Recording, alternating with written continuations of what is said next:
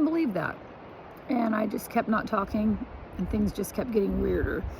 And so I decided to start talking today about the landing place of a long journey down called Toxicant Induced Loss of Tolerance. Specifically, in my case, Toxicant Induced Loss of Oral Tolerance. Most people have heard of chemical sensitivity, but not as many people have heard of losing your tolerance to food, all food. And that's what happened to me over 5 years. I had no idea what was happening. I just started to develop sensitivities to certain types of food, and I didn't think much of it. I just kept adapting what I ate, and I knew that I had mold exposure, but I didn't really believe that it could do anything to me. So I just kind of kept living and kept losing foods and kept sweating more, getting more rashes, and avoiding more foods. And I at some point thought I had a mystery illness, but it kind of got better and I forgot about it, and I just kept not eating certain foods. And then last January, a few months ago, I had a coolant leak in my car, and I was breathing coolant every day. Just small amounts, maybe an amount that might not have even bothered people that weren't sick. And that's how I found out I was sick. My body went into a full revolt. I started having massive electrical storms through my body. I found out about the leak. I got out of the car and I continued to get sicker and sicker. And every single thing I ate was like poison to my body. And that's when I learned about toxicant induced loss of tolerance, or TILT. I actually didn't believe it was real. And I thought, this is hocus pocus, and I'm going to keep eating. And I kept getting sicker. And I went to like 8 doctors and 2 hospitals multiple times. And basically, they thought I was anorexic. They thought that I was crazy. They thought that I had a psychological problem. Even some of them that mentioned an autonomic dysfunction happening, or even one mentioning the tilt table. Still, they documented my going in as anorexia, malnutrition, a choice.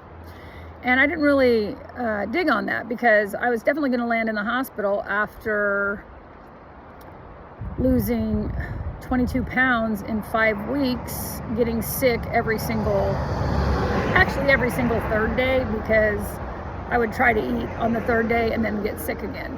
So eventually I was only able to eat Manuka honey, and that's kind of the point where I decided if I didn't take my life back and start figuring out how to eat, I was going to end up in the hospital.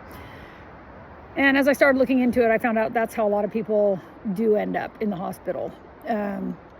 So I'm not sure exactly what this conversation is going to be about yet. I just know that there's probably a lot of people losing food right now, and they don't know why. And maybe there's a way to stop it from going into a total tilt where you lose all your food. Or maybe losing all my food is the reason why I'm able to build back and better understand what's happening in my body now.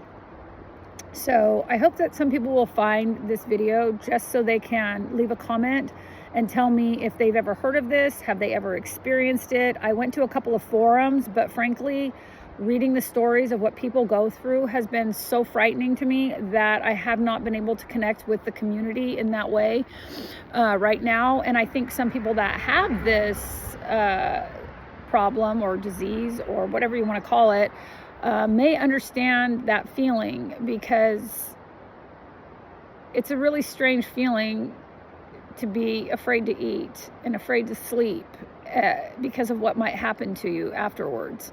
So anyway, I hope that someone will find a tilt video or a toxicant induced loss of tolerance video to help me connect to the community in a way that's a little less abrasive, and without having to hear these crazy stories. I feel really lucky that I have healed as much as I have, eating the way I'm trying to learn to eat now.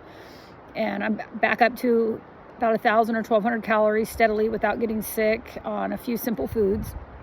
So I thank you for listening.